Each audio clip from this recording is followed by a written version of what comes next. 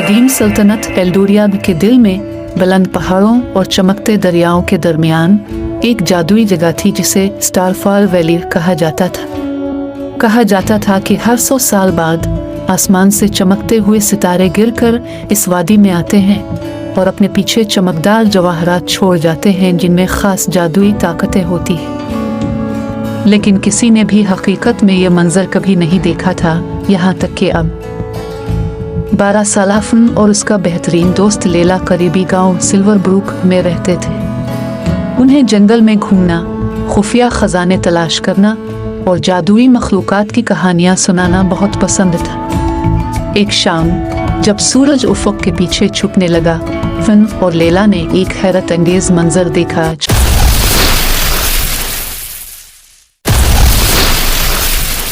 चमकते हुए सितारे आसमान से गिर रहे थे और सीधा स्टारफॉल वैली में जा रहे थे।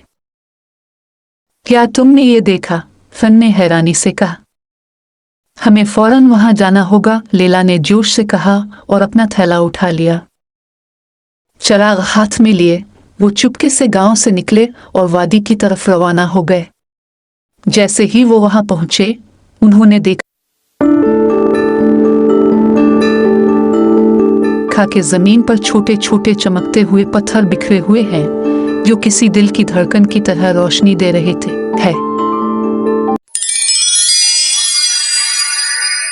जैसे ही फिन ने एक पत्थर उठाने की कोशिश की, एक गूंजती हुई आवाज फिजा में गूंजी। कौन है जो स्टारफॉल की जादुई ताकत को छेड़ने आया है? हैरान होकर उन्होंने इधर अलिफादेर देखा और फिर एक शानदार मखलूक को सायों से बाहर आते देखा। ये एक चमकता हुआ चांदी का शेर था जिसकी गर्दन में कहकशाएं लहरा रही थी और उसकी आंखें रात के आसमान की तरह चमक रही थी। मैं ओरेविन हूँ, वादी का मुहाफिज, शेर ने कहा। ये जवाहरात जबरदस्त ताकत रखते हैं और सिर्फ वही लोग उन्हें छू सकते हैं जिनके दिल सच्चे हों। फन और लेला ने एक दूसरे की तरफ देखा। हम जादू चुराना नहीं चाहते, लेला ने कहा। हम सिर्फ इस खूबसूरती को अपनी आंखों से देखना चाहते थे। और एविन ने लम्हा भर सोचा, फिर सर हिलाया। फिर तुम्हें साबित करना होगा कि तुम्हारे दिल वाकई नेक हैं। वादी खतरे में है और सिर्फ वही लोग इसे बचा सकते हैं जो इसके जादू का ख्याल रखती हैं।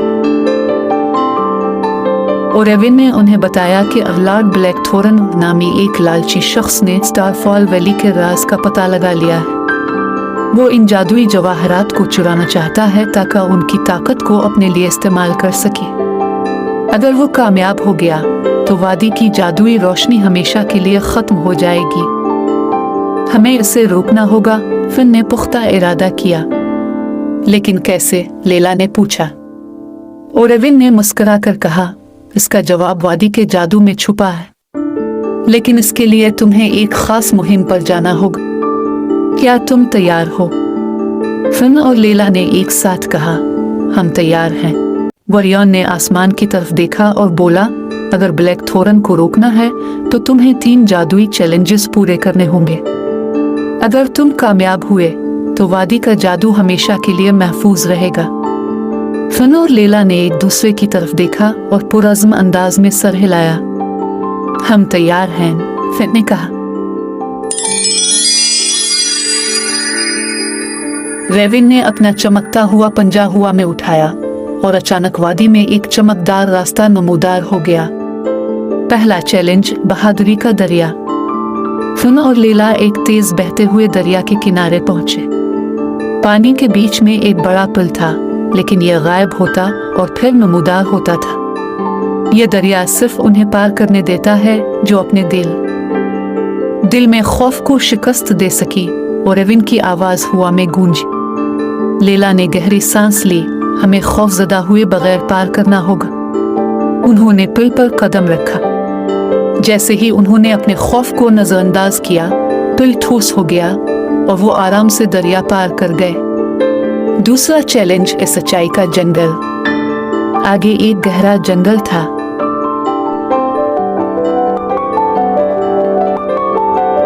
जहां सब कुछ धुंधला लग रहा था।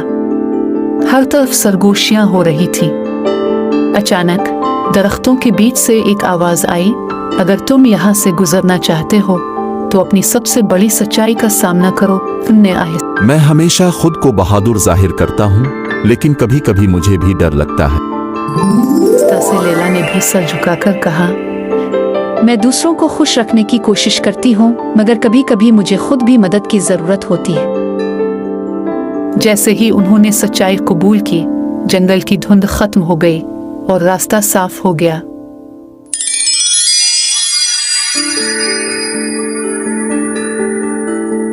तीसरा चैलेंज, दोस्ती की पहेली। अब आखिरी मरहला था, एक पहेली जिसे दोनों को मिलकर हल करना था। इनके सामने जादुई पत्थर पड़े थे जिन पर मुख्तलिफ निशान बने थे। एक नविश्ता जाहिर हो, अगर तुम एक साथ काम करोगे तो रोशनी का दरवाजा खुलेगा। फिन और लैला ने निशानों का मुशाहिदा किया और मिलकर सही तरतीब में पत्थर रख दिए। अचानक एक चमकदार दरवाजा खुल गया। जैसे ही वो दरवाजे के पार पहुंचे और एविन नमूदार हुआ। तुमने तीनों चैलेंजेस पूरे कर लिए। वो मुस्कुराया, अब ब्लैक थोरन तुमसे जादू नहीं छीन सकता। चांद जमीन कांपने लगी और ब्लैक थोरन वादी में दाखिल हो गया। मगर जैसे ही इसने सितारों के जवाहरात को छूने की कोशिश की, वो मिट्टी में बदल गए। ये कैसे मुमकिन है? वो चीखा। सिर्फ खालिस दिल वाले ही इस जादू को संभाल सकते हैं, एविन ने कहा। ब्लैक थोरन खौफजदा होकर भाग गया और वादी एक बार फिर महफूज हो गई। फिन और लैला को वादी के मुहाफिज के तौर पर तस्लीम कर लिया गया। गांव वालों ने उनकी बहादुरी का जश्न मनाया और सितारे एक बार फिर आसमान में चमकने लगे। लैला ने मुस्कुरा कर कहा, यह हमेशा के लिए याद रहेगा। फिन ने हंसते हुए कहा, हाँ, और शायद हम अगली बार एक और मुहिम पर जाएं। और इस तरह स्टारफॉल वैली का जादू हमेशा के लिए महफूज हो गया। कहानी का इख्तिताम। फिन और लिल्ला इस दिन साहिल पर खेलने में मसरूफ थे।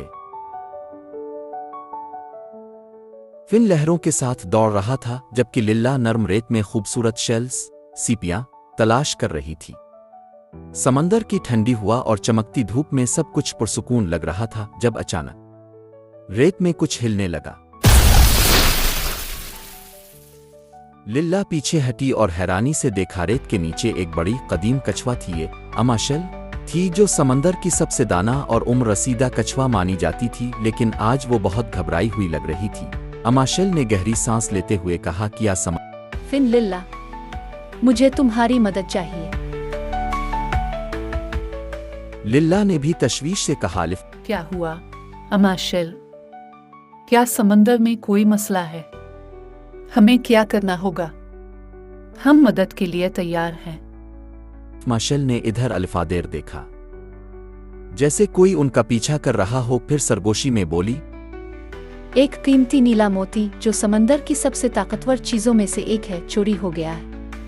यह मोती हमेशा नेकी के लिए इस्तेमाल होता था, मगर अब काला डार्क नामी एक शरीर ऑक्टोपस ने इसे चरा लिया है। अगर वो इसकी ताकत को काबू कर ले तो पूरा समंदर खतरे में पड़ सकता है। लिल्ला ने फौरन कहा, हमें क्या करना होगा? हम मदद के लिए तैयार हैं।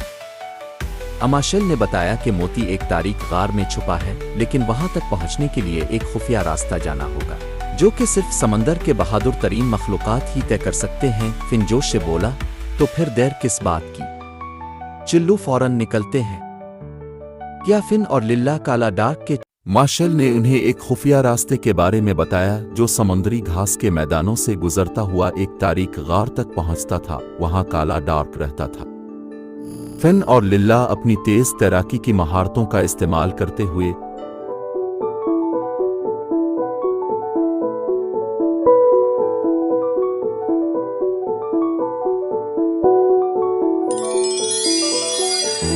जल्द ही समुद्री घास के मैदान तक पहुंच गए। वहां उनकी मुलाकात बुलीज, एक रंगीन जलपरी, से हुई। बुलीज ने कहा, मैंने काला डार्क को देखा है।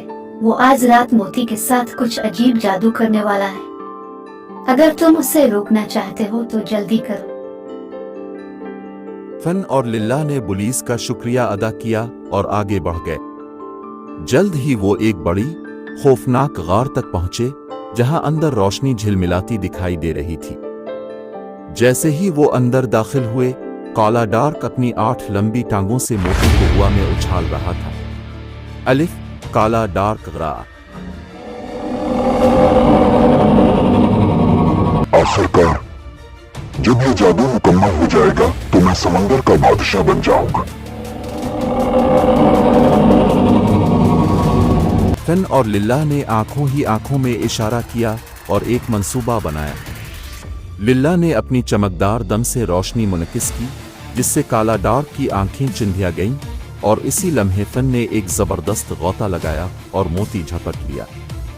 काला डार्क गरज कर बोला, ये मेरा है, वापस दो। लेकिन लिल्ला और फन पहले ही गार से बाहर निकल चुके थे। काला डार्क उनका पीछा करने लगा, लेकिन जैसे ही वो समुद्री घास के मैदान में पहुंचे, पुलिस और उसके जलपरी दोस्तों ने जाल की तरह समुद्री घास बांधकर काला डार्क को जकड़ लिया। फन और लिल्ला ने कीमती मोती अमाशेल को लूटा दिया, जिन्होंने खुश होकर कहा, तुम दोनों ने वाकई बहादुरी और होशियारी का मुजाहरा किया। ये मोती अब एक महफूज जगह पर रखा जाएगा ताकि कोई इसे गलत इस्तेमाल ना कर सके। समंदर की मखलूकात ने जश्न मनाया और फन और लिल्ला को समंदर के सबसे बहादुर मुहाफिजों के तौर पर सराहा गया। दोनों दोस्तों ने एक दूसरे की तरफ देखा और मुस्कुरा कर कहा, अगली मुहिम जोई के लिए तैयार।